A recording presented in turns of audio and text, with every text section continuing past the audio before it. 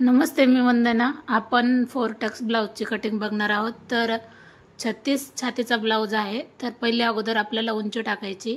जी कस्टमरची उंची असेल त्याच्यामध्ये आपल्याला 1 इंच जास्त घ्यायचं आहे, कारण शोल्डर अर्धा इंच वरती दबलं जातं आणि खालच्या बाजूने अर्धा इंच दबलं जातं.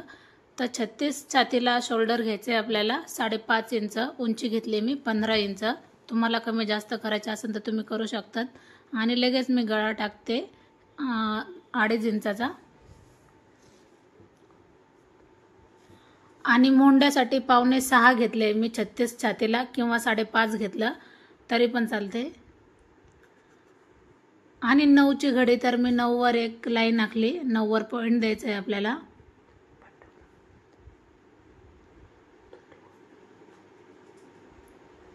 आणि आपलं जेवढं कंबर आहे त्याच्यामध्ये आपल्याला 2.5 इंच मिक्स करायचं आहे. आता मी समोरचा पाठीमागचा भाग काढते हा. तर पाठीमागचा गळा 6.5 घ्यायचा आहे. छोटा गळा घ्यायचा आहे, जास्त मोठा नाही लागत कस्टमरला. तर तुम्हाला जे माप असेल 36 मध्ये, तर तुम्ही जे माप असेल त्यानुसार तुम्ही टाकू शकतात पाठीमागचा गळा. आता 31 कंबर आहे, तर त्याचा मी चौथा भाग काढलाय. जे काही चौथा भाग येईल त्याच्यामध्ये 2.5 इंच मिक्स करायचे. 1 इंच आपल्याला पाठीमागच्या टक्ससाठी जातं आणि 1.5 इंच आपल्याला शिलाई मार्जिंग. आता आपण वरती 2 इंच एक्स्ट्रा घेणार आहोत, ते शिलाई मार्जिंगसाठी, कारण आपण फक्त घडीच टाकलेली 9ची. तुम्ही 1.5 इंच घ्या तरी पण चालते. कापड जसं पुरण त्यानुसार तुम्ही कटिंग करा. आता 5.25 वर मी लाईन आखलेली, तर त्याच्या आपल्याला निम्म घ्यायचंय. मोंढ्याला पुन्हा एकदा सांगते 5.5 किंवा 5.25 घ्या, व्यवस्थित येऊन जाते.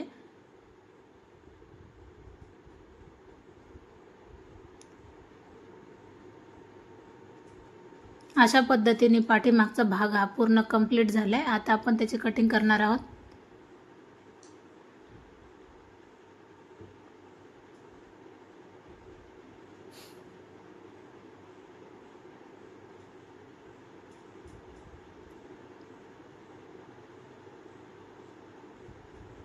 आता पाठीमागचा गळा 6.5चा आहे, म्हणजे काहीच नाही मापात. हे वयस्कर कस्टमर आहे त्याच्यामुळं पाठीमागचा गळा आपण हा कमी घेतलाय.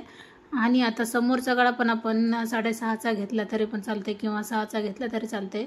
आता खुली बाजू मी माझ्याकडून ठेवली. मी याच्यामध्ये अजून बाही काढलेली नाही, तर कपडा भरपूर शिल्लक आहे. 1 मीटर कपडा होता. आता आपण कापड ॲडजस्ट कसं करायचं तर ते बघा.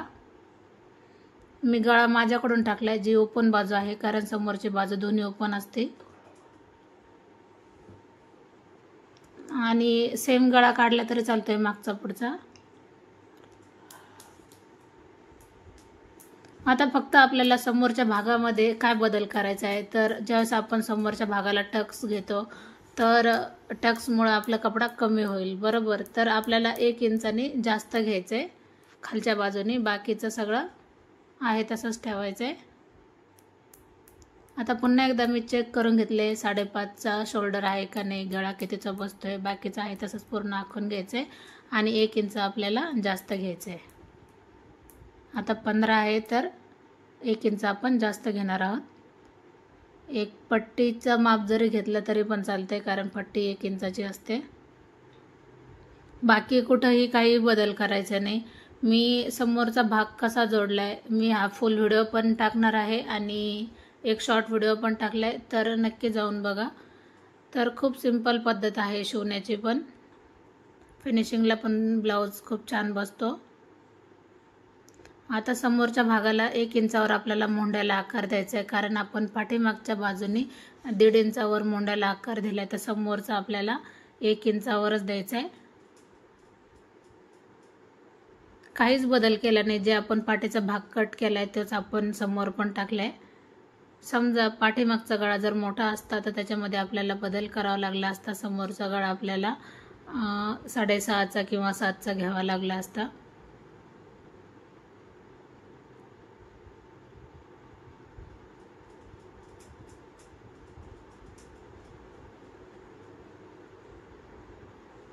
बघा, दोन्ही भाग आपले तयार झालेत.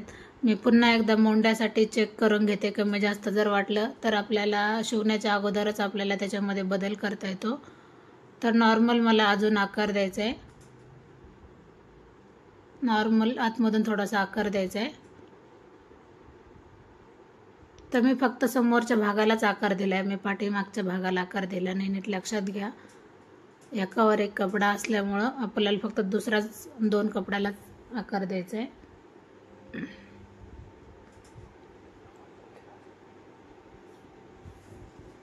आता तुम्हाला जर क्रॉस पट्टी काढायची असेल तर एक बाजू, समोरची बाजू आपल्याला 3ची आणि पाठी अजून एक बाजू समोरची 2.5 किंवा 2 इंचाची जरी घेतली तरी पण चालते. पण याला मी क्रॉस पट्टी कशा पद्धतीने लावते ते तुम्ही पुढं बघा, म्हणजे तुमच्या लक्षात येईल मी याला क्रॉस पट्टी का नाही काढली.